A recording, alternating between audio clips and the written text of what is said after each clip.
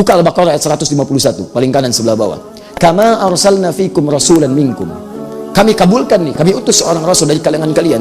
Yatslu alaikum ayatina, 1. Wa yuzakkikum, 2. Wa yu'allimukumul kitaba, 3. Wal hikmah, 4. 5. Wa yu'allimukum ma lam takunu ta'lamun. Kemuliaan Nabi Muhammad sallallahu alaihi wasallam diminta 4, dijawab 5. Nabi Musa menghadap ke Firaun untuk berdakwah, berdoa, Rabbi shrahli sadri wa yassirli.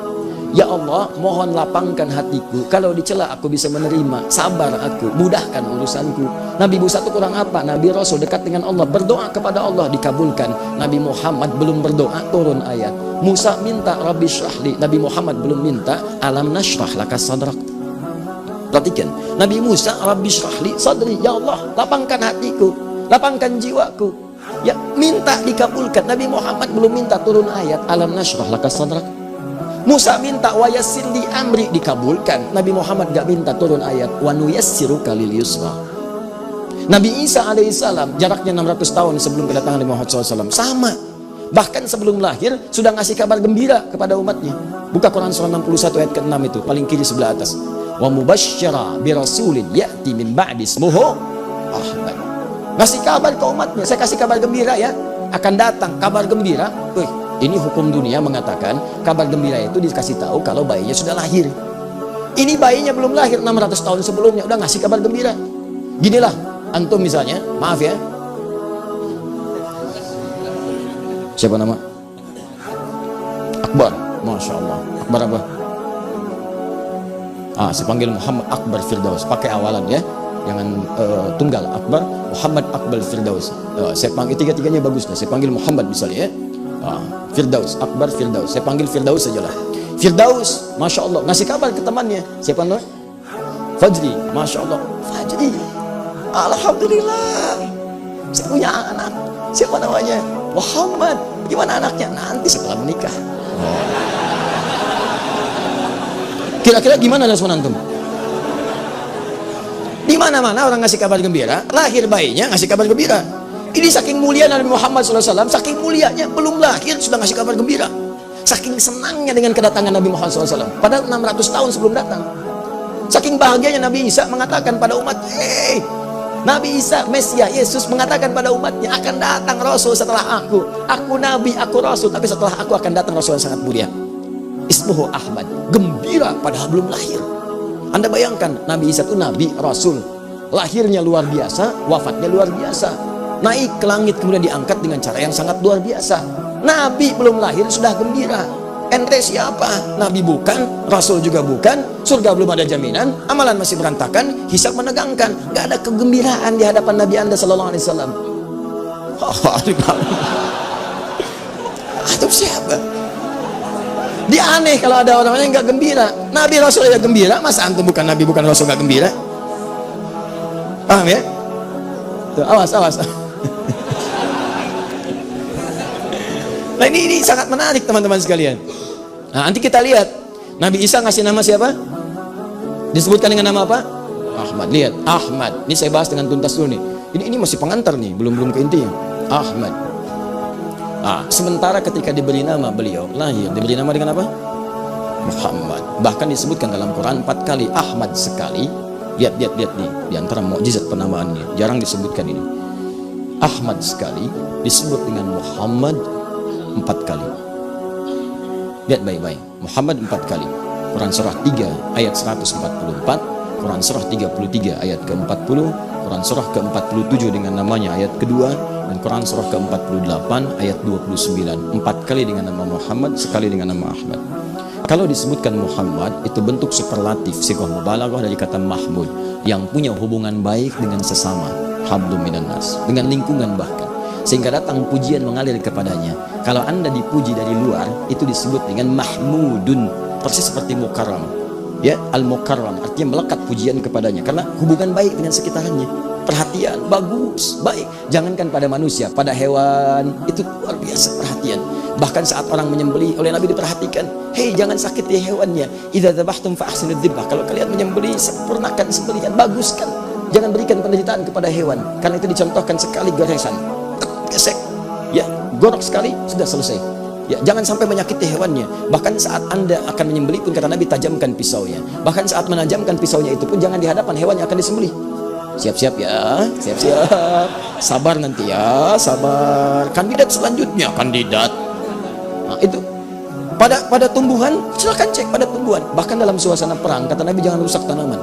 Jangan rusak tanaman. Di mana ada peraturan peperangan, nggak boleh merusak sekitarannya. Di Islam itu indah. Dalam perang saja yang penuh dengan kecamuk, jangan rusak.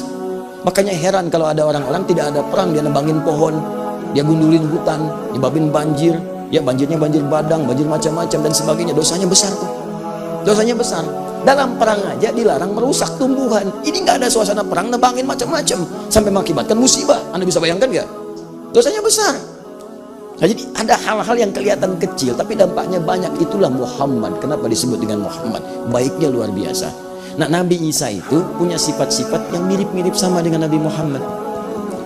Apa sifatnya? Sama-sama punya ajaran kasih, punya ajaran sayang. Lewat dengan muridnya di samping sungai. Begitu lewat, muridnya mengatakan, "Guru, itu bangkai binatang itu bau sekali. Itu ada bangkai hewan yang dianggap haram kekinian. Itu kemudian di situ ada bangkainya, bau," kata muridnya. Apa kata Nabi Isa? "Coba lihat giginya, begitu putih dan bersih giginya." Kata muridnya, "Guru, kenapa engkau berkata seperti itu?" Jadi muridnya melihat, mencium baunya, Nabi Isa melihat putih bersihnya. Kata Nabi Isa, "Demikianlah manusia, dia hanya akan mengeluarkan apa yang ia fikirkan. Kalau pikirannya kotor, yang keluar yang kotornya. Kalau pikirannya bersih, maka yang keluar adalah kalimat kebersihannya." Saat orang lain memikirkan yang buruknya, Nabi Isa saking kasihnya memikirkan yang baiknya. Nabi Muhammad luar biasa. Jadi Nabi Isa luar biasa, punya dua sifat yang sama. Karena itulah ketika menyebutkan Nabi yang terakhir yang lahir nanti, beliau menyebutkan bukan dengan nama Muhammad, karena saat itu banyak menduga Nabi Isa itu Nabi terakhir. Maka beliau kemudian sampaikan, "Saya bukan yang terakhir. Yang terakhir itu nanti yang paling hebat dibanding nabi-nabi sebelumnya. Dia punya sifat kedekatan dengan Allah jauh dari nabi-nabi sebelumnya." Kalau satu kali Anda mendekat kepada Allah, satu keunggulan disebut dengan Hamid namanya. Hamidun, yang memuji Allah dalam satu sifat. Misal rajin tahajud, tapi puasa belum konsisten. Senin Kamis belum, Ayamul Bid tidak, Daud juga, puasa Daud tidak sama sekali. Baru tahajud, itu Hamid. Atau sebaliknya, puasa rajin, tahajud belum. Tapi kalau tahajud dikerjakan, maaf, puasa dilakukan, sedekah yang paling bagus, yang paling mulia, maka berubah jadi bentuk superlatif dari Hamid jadi Ahmad. Kenapa beliau disebut Ahmad? Karena sifat kedekatannya dengan Allah luar biasa. Silahkan cek sedekahnya, tak tertandingi. Kesaksian Ibnu Abbas, kalau sudah masuk Ramadan apalagi masa pemberiannya Nabi seakan-akan tak terhentikan. Kasih, kasih, kasih. Dan hebatnya bagaikan angin yang bertiup dengan sepoi-sepoi. Nasinya tuh enak, lembut, nyaman. Ya kan ada orang nasi tuh kadang-kadang ngasih tapi mukanya nggak ngenakin. Ya tidak. Ini Pak, silahkan ambil. Aduh Pak, terima kasih. Nggak apa-apa, itu kan hak Bapak infak. Bapak kan miskin. Nabi tahajudnya silakan cek Al-Bukhari nomor hadis 2008 sampai 2010. Sampai kata Sayyidah Aisyah sampai tersentuh mengatakan sambil bengkak-bengkak kakinya, padahal beliau madun bil jannah, dijamin surga, maksum minal maksiyah, dijaga dari maksiat. Ditanya kenapa mesti begini, apa jawabnya? Santai aja. Afala akunu 'abdan syakura? Apa enggak boleh aku jadi hamba yang bersyukur dengan semua nikmat itu? Enggak tertandingi. Enggak tertandingi. Bacaan Qur'annya, tilawahnya, murojaahnya, sampai murojaah dengan malaikat, murojaah dengan sahabatnya. Ibnu Mas'ud, tolong bacakan ayat ini, ya Rasulullah, ayat itu kan turun pada Anda. Apa tidak boleh aku mendengar dari yang lain? Masih tidak gengsi mendengar dari yang lain. Bacakan, dengarkan. Itu luar biasa. Semuanya terkumpul pada beliau, kemuliaan, kedekatan dengan Allah. Makanya disebut orang paling takwa yang pernah hadir di bumi. Karena dekatnya dengan Allah, maka dinamai dengan Ahmad. Ingat, semua nama yang melekat pada Nabi Muhammad mulia, bentuknya sifat, bukan zat. Kalau zat itu untuk membedakan satu dengan yang lainnya. Fajri, oh, yang nengok Fajri, bukan Muhammad Akbar. Untuk membedakan, ketika saya panggil si A, yang nengok si A, bukan yang lain. Itu zat namanya. Yang kedua sifat. Sifat itu melekat kepada zat dengan keunggulan yang melekat di dalamnya. Jujur sifat, sabar sifat, baik sifat. Nama Nabi Muhammad dengan izin Allah yang melekat kepadanya semuanya sifat, bukan zat. Kenapa? Untuk menunjukkan keabadian, kemuliaan sifatnya sehingga bisa diteladani dalam setiap waktu. Sifat yang terus berjenjang diteladani setiap waktu disebut dengan uswah namanya.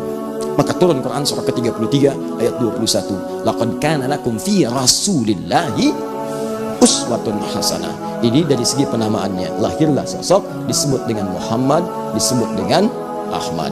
Saya tidak akan bercerita sampai kedalamannya, terlampau panjang kalau kita bahas. Singkatnya, sosok ini jadi inspirasi dari semua tahapan kehidupannya. Dari kecil jadi teladan, saat pemuda jadi Al-Amin, saat jadi Nabi semua terkumpul kemuliaan pada beliau. Sampai sebagai seorang ayah, teladan, sebagai seorang suami, teladan, seorang kakek, teladan, seorang pemimpin, teladan, seorang yang pernah berbisnis, teladan, seorang yang pernah berdagang, teladan. Semua aspek kehidupan terkumpul miniaturnya kepada kehidupan beliau. Dan hebatnya, semua yang bergabung dengan beliau, belajar dari beliau, juga jadi teladan dalam kehidupannya. Jadi kalau Anda jadi sosok apapun, tinggal cek profesi Anda.